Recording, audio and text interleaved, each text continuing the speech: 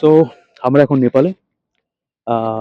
ভোর ৫টার সময় আমরা বেরিয়েছি অ্যান্ড এখানে অলমোস্ট ঢুকলাম। এখন বাজছে হলো ইন্ডিয়াতে ১১টা, এখানে বাজে হচ্ছে 11:30। তো আমরা ৪ দিনের ভানসার মারালাম, বানিয়ে এখান থেকে রোড পারমিট করলাম।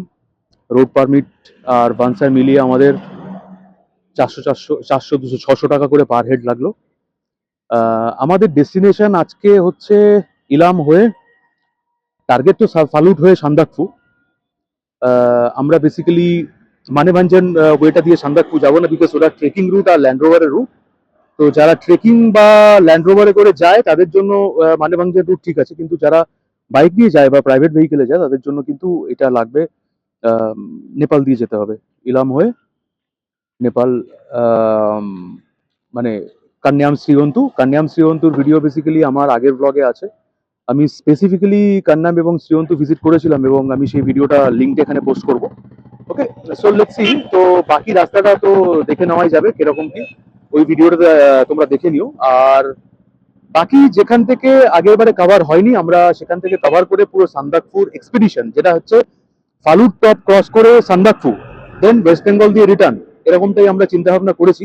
এখন আমরা টোটালি অ্যাওয়্যার নয়, আমরা ম্যাপ দেখে দেখে দেখে দেখে যতদূর যা করতে পারবো তারপর আপডেট দেবো। তো এইভাবেই আমরা টিএনসি প্রোডাকশনের ব্লগটা শুরু করলাম। এবং ব্লগ তো বলবো না, মানে it's like documentary film making kind of thing, যেটা আমরা এবারে সান্দাকফু এক্সপেডিশনের উপরে বানাচ্ছি। So that's it for now. Let's move on to Kanyam and then বধাই হোক নেপালের সিম, মানে এনপিএল এনসেল যে সিম কার্ডটা, সেটা 1 সপ্তাহের জন্য রিচার্জ করলো। যেটা কত লাগলো ভাই? 200 এনপিআর না আইএনআর? এনপিআর 200 এনপিআর মানে হচ্ছে 130 টাকা লাগলো, মানে আইএনআর 130। ঠিক আছে, 1 সপ্তাহের সিম নিয়ে নিল। কাজে 4G নেটওয়ার্ক অ্যাভেলেবেল। আমার তো ইন্টারন্যাশনাল রোমিং আছেই, আমার কোনো টেনশন নেই। তো অ্যাক্টিভেট হবে কিছুক্ষণের মধ্যে। আমরা কান্যাম জাস্ট পৌঁছাবো, আর অ্যারাউন্ড 2-3 কিলোমিটার বাকি আছে। তো আমরা কান্যাম পৌঁছানোর আগে একটা জায়গা দাঁড়ালাম, টয়লেট করলাম, একটু মুখ টুক ধুলাম, ফ্রেশ হলাম। বিকজ কী হচ্ছে না, ঘুম পাচ্ছে, প্রচণ্ড ঘুম পাচ্ছে। হ্যাঁ, আর নন স্টপ রাইড করছি তো।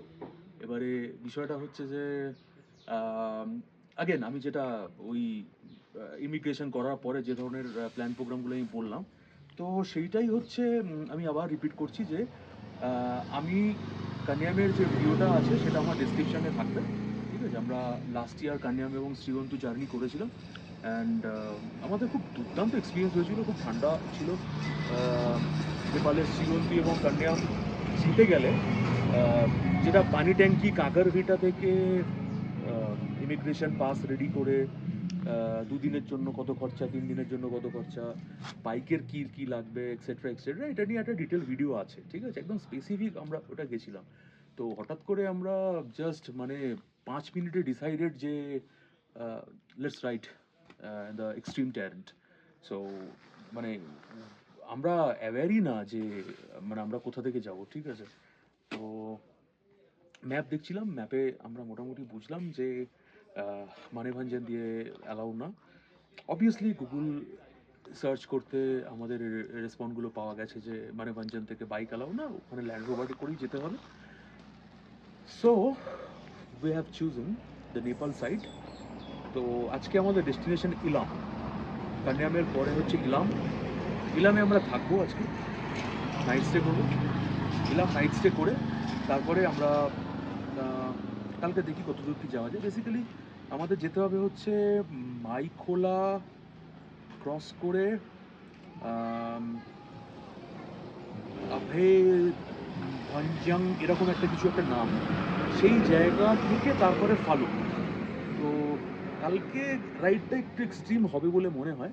দেখছি মোটামুটি যা বোঝা যাচ্ছে তাতে করে দাঁড়িয়ে রাস্তা খুব ভালো না আবার খুব খারাপ না, টারম্যাক অফরোড মিলিয়ে মিশিয়ে আছে। আর এখন ওয়েদারও মোটামুটি ঠিকঠাকই আছে, জাস্ট দ্যাট যে আমরা একটু এক্সস্টেড, সেই কারণে মানে আমরা জাস্ট একটা টি শার্ট পরে ঘুরে বেড়াচ্ছি। বাট ঠান্ডা আছে, ভালো ঠান্ডা আছে, এখন মোটামুটি 18-19 ডিগ্রি ঠান্ডা আছে। আর রোদের জন্যই আরোই একটু বেটার লাগছে।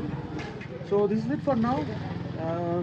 Let's move on to the next place and will let you see that আমরা কোথায় এক্সপ্লোর করছি, কোথায় থাকছি, কী বৃত্তান্ত সব দেখাবো, টোটাল ইনফরমেশন দেবো।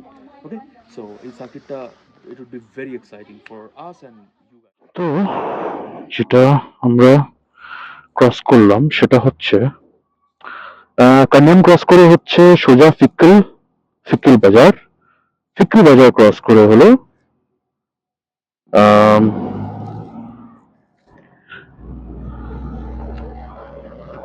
মাইখোলা ব্রিজ, সেটা আমরা জাস্ট ক্রস করলাম।